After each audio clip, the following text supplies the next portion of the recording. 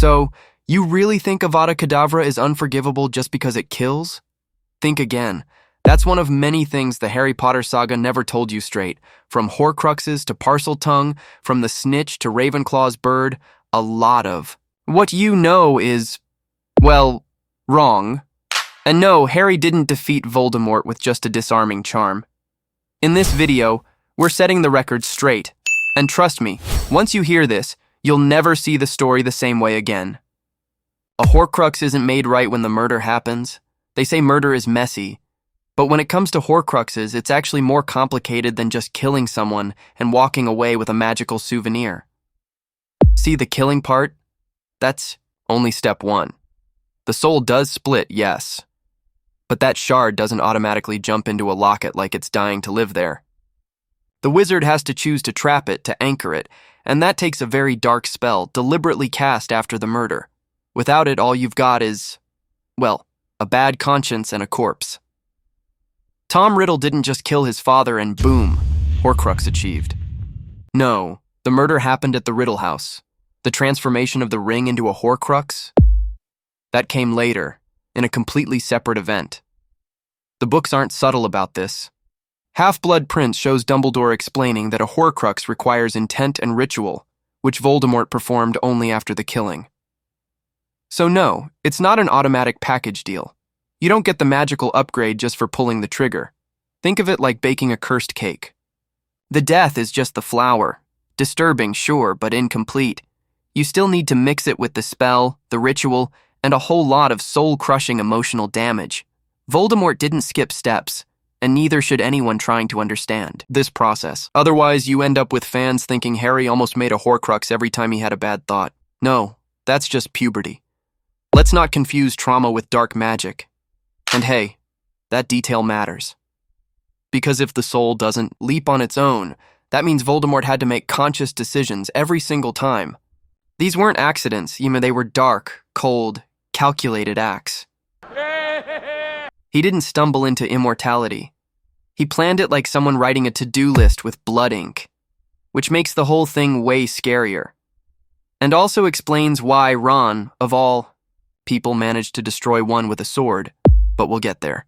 So yeah, if you thought creating a Horcrux was just a byproduct of murder, like a free toy in a cereal box, think again. There's more to it. Speaking of things that seem simple but totally aren't, Parseltongue cannot be learned.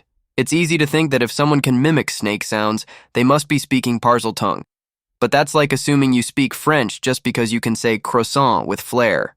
Parseltongue is a magical, inherited ability, not just a set of hisses and tongue twisters. Riddle spoke it because he was a descendant of Salazar Slytherin. Harry? He spoke it because a piece of Voldemort's soul was literally chilling inside his head. Not exactly the kind of language class you'd sign up for. Ron's moment in the Deathly Hallows. The part where he opens the Chamber of Secrets just by mimicking Harry's Parseltongue, is not proof that anyone can learn it. What it actually shows is that he repeated a sound the door recognized, like a voice-activated lock. He didn't understand a word of it.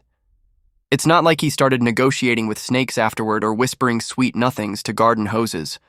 This ability isn't something you study or practice. There's no Duolingo for Parseltongue. It's passed down through blood, or, in Harry's case, transferred through a fragment of soul. That's why, when Voldemort died and that piece inside, Harry vanished, so did his ability to speak it. He lost it as abruptly as someone waking up from a dream they didn't know they were having.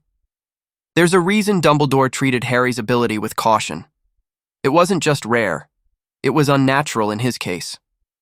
The wizarding world has a long memory, and Parseltongue has always been associated with dark magic, especially with Slytherin's legacy. So when people hear it, they don't think, wow, neat trick. They think, should we be worried? And if a magical language can be misunderstood so easily, imagine what else we've been misinterpreting. Like the reason Avada Kedavra is truly unforgivable. Avada Kedavra isn't unforgivable because it kills. A lot of people think Avada Kedavra made it onto the unforgivable curses list just because it kills. But that's not the real reason. The wizarding world isn't naive. Magic can be deadly in 100 ways. What sets Avada Kedavra apart is that there's no way to block it. No shield charm, no counter curse, no clever wand movement. Once it's cast, if it hits, it hits. And that makes it terrifying on a whole different level. Think about it. A blasting curse can destroy a wall. A bone-breaking spell can knock someone out cold, but they can be dodged, blocked, or reversed.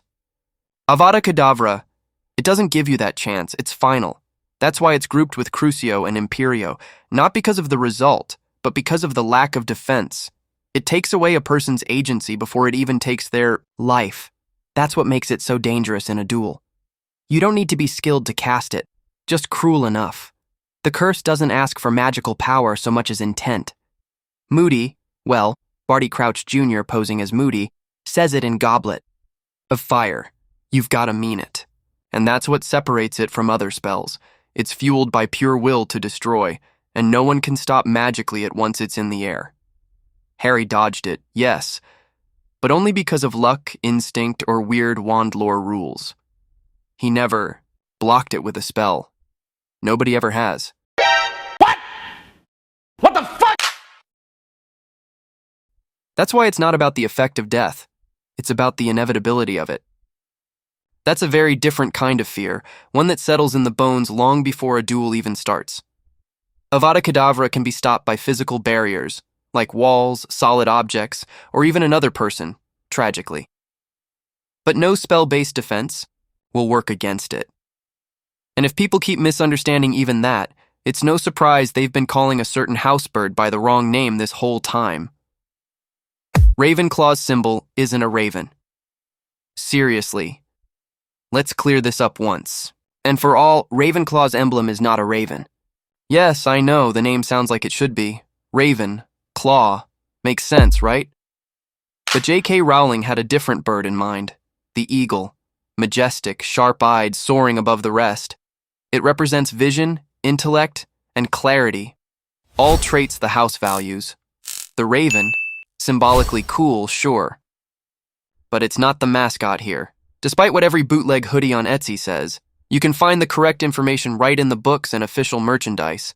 The Hogwarts crest, eagle. The Sorting Hat's song, eagle. Even Luna Lovegood, the most Ravenclaw of Ravenclaws, wears blue and bronze, not black and gray. The confusion likely comes from the name itself. Raven sounds edgy and mysterious, which fits the stereotype people have about Ravenclaws being all dark academia. But the house is about wisdom, not mood lighting. Symbolically, the eagle soars alone, sees far, and doesn't waste time on petty battles. Sounds a lot like how Ravenclaws are portrayed. They're thinkers, planners, inventors.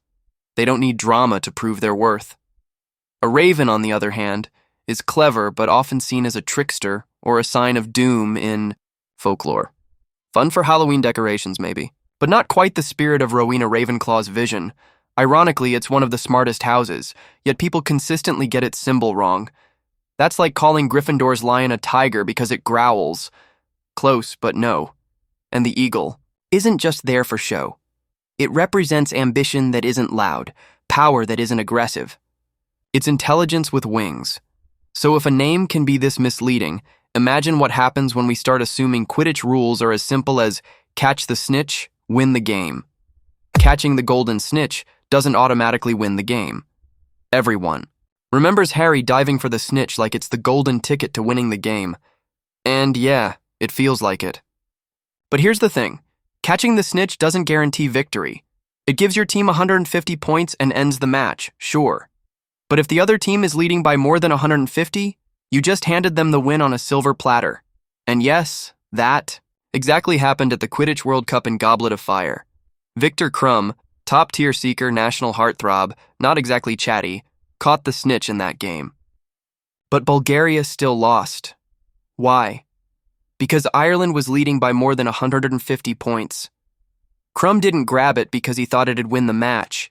He grabbed it to end the madness and stop the bleeding. Strategic surrender. A painful one, but calculated. That's the kind of decision that separates smart players from reckless ones. In school matches, it rarely gets that close, unless you're playing against a team like Slytherin with a knack for racking up fouls like it's a badge of honor. So yeah, when Harry catches the snitch and Gryffindor wins, it feels like magic. But behind the scenes, the math has to make sense. If your chasers are slacking off and the other team's 160 points ahead, your dramatic catch becomes a beautiful, expensive mistake.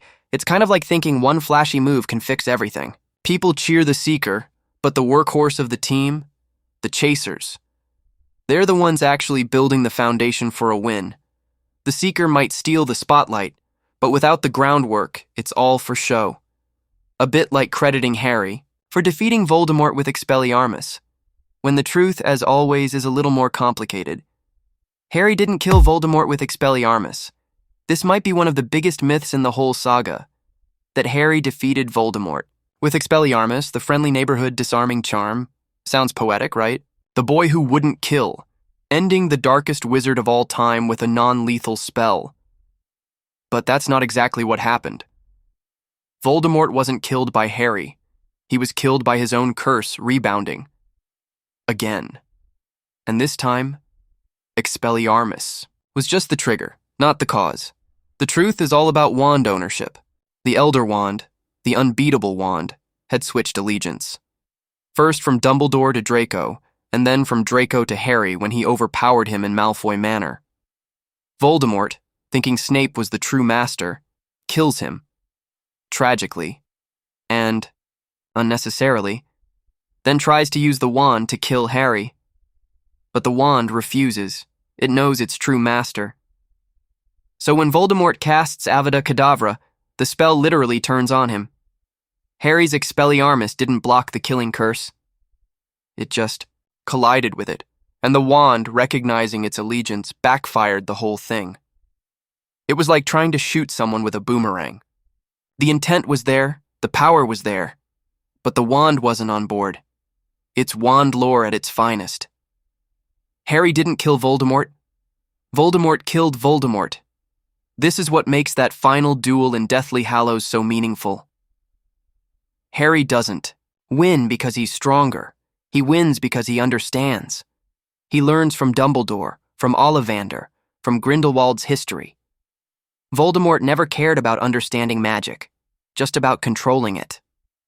And that lack of insight, it cost him everything. So yeah, Harry didn't win with Expelliarmus.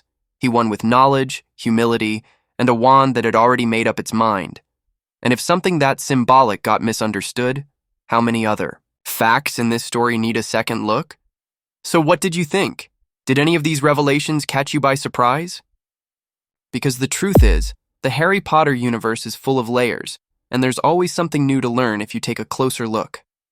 Now, tell me, what myth about the saga did you always believe? Is there any detail you'd like to dive deeper into?